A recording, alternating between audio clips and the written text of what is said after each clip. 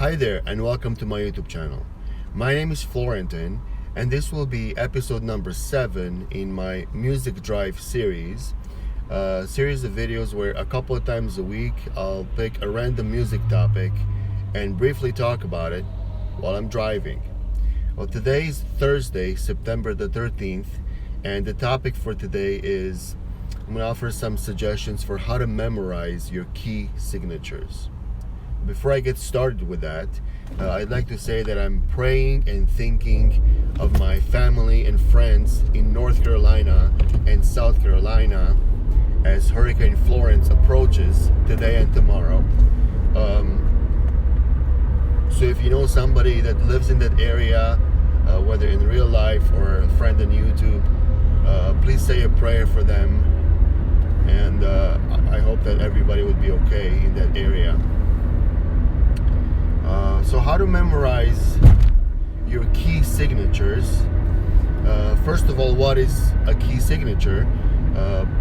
You probably know that on a piano you have the white and the black keys, and if you play a scale starting on a C in the middle, or any C really, it's going to be a white key, and if you play up or down,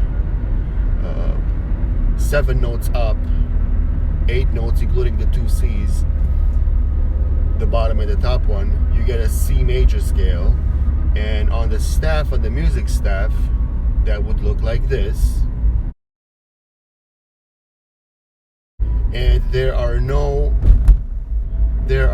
sharps or flats, in other words no black keys in that scale. Same thing with A minor, because A minor is the relative minor key of C major. So then the key of C major and A minor would have no sharps or flats in its key signature. So that's what the key signature is. The key signature tells you if the scale or if the key has any sharps or flats throughout the scale, throughout the key. So then, beginning with the keys that have sharp signs in the key signature, you have G major, which on paper would look like this. The key signature at the beginning of the staff would look like this. So that means that's an F sharp at the top there. So that means that as you play a G scale, all your Fs would be sharp, be a black key on the piano or an extra fret on the guitar or whatever instrument you play. So that's G major. Then D major would look, on paper, it would look like this. And then A major would have 3 sharps in the key signature like this. And then you have E major with 4 sharps, and that would look like this. And then you have B major with 5 sharps in the key signature, and that would look like this. And F sharp major would have 6 sharps in the key signature, and that would look like this. And then we have C sharp major with 7 sharps in the key signature, and that would look like this. So you have G, D, A, E, B, F sharp, and C sharp major, and of course along with their relative minor keys. So G major, E minor, D major, B minor, A major, F sharp minor, and so on and so forth. So they would share the same key signature. Now, looking at the keys with flats in the key signature, you would have F major with 1 flat, and on paper that would look like this. So then all the B's in that F scale would be flat. Again, on the piano, a black key to the left of the white B, right? So B flat. And then you have B flat major with 2 flats in the key signature, and that would look like this. And then you have E flat major with 3 flats in the key signature, and that would look like this. And then you have A flat major with 4 flats in the key signature, and that would look like this. And then you have D flat major with 5 flats, looking like this.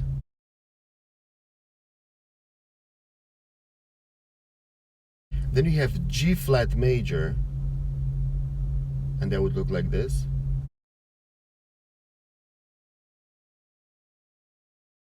And then you have C flat major, and that would look like this. So obviously you're not going to see a lot of music written in C sharp major or a C flat major or you know, even F sharp major, but the key signatures are there, and some modern music is written in those keys. So you won't see a lot of sheet music written in these keys with lots of sharps and flats. But that's just a little side note. Most music will be written with few sharps or flats in the key signature. It's early in the morning, so I can't get my words out. Sorry.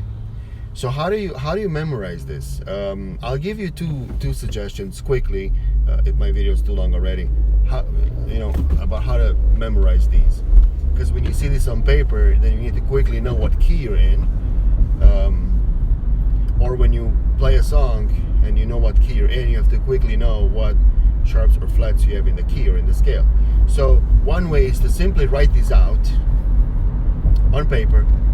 Write out each key signature like I just did and simply memorize it. Simply memorize that you have in C major and A minor you have no sharps or flats. It's going to be all white keys on the piano and just no sharps and flats. And then in G major you just write out the key signature and write G major next to it, and then you just know that in G major you have 1 sharp, the F is sharp in G major and E minor. So you keep going, writing out the name of each key along with the key signature on paper. Write it down a few times. Do the same with the flats. You have F major, you have B flat major. So write out, my first suggestion would be to write out each key signature, maybe in a row going down, and then next to it write the name of the key. Something like this. So that might work if you do it a few times. A second and last suggestion, because my video is getting too long, would be to do this little trick that a lot of musicians use for the sharp, for the key signatures with sharps in them. You have to take the last sharp. Listen, the last sharp in the progression, and add a half step to it, and that'll give you the name of the key. So here's what I mean by that. When you have 1 sharp, the F sharp, like this, what key is that? Well, you take that sharp, it's the last one, it's the only one, but it's the last one, and you add a half step. It's an F sharp. You add a half step to it, you get to a G. That's the key right there. It's G major. Okay, so if you take the next key signature in the sequence, you have 2 sharps, F sharp and C sharp. The last sharp is a C sharp, right? So you add a half step to that, C sharp to what? To D. So that's your key, D major. You take the next one, you have 3 sharps, F sharp, C sharp, G sharp. Looks like this. So then you add a half note to that, to G sharp, so you get A. So the key is A major. That works for every key with sharps in the key signature. So that's an easy trick. I've done this since I was a kid, literally like in 7th or 6th or 7th grade. Musicians do this all the time. And then with the flats, what you do, you take the second to last flat in the sequence, and that'll give you the key. You have to memorize the first one because In F major, there's one B flat, looks like this. There's not a second to last flat there, so that one you just have to learn that it's an F major. But then after that, you have two flats. You have B flat and E flat. So the second, gotta change lanes here. The second to last flat there is B flat. That's your key. So in the key of B flat, or a key with two flats, B flat and E flat, in the key signature, I should say, is B flat major. If you take the next one, three flats in the key signature, looks like this.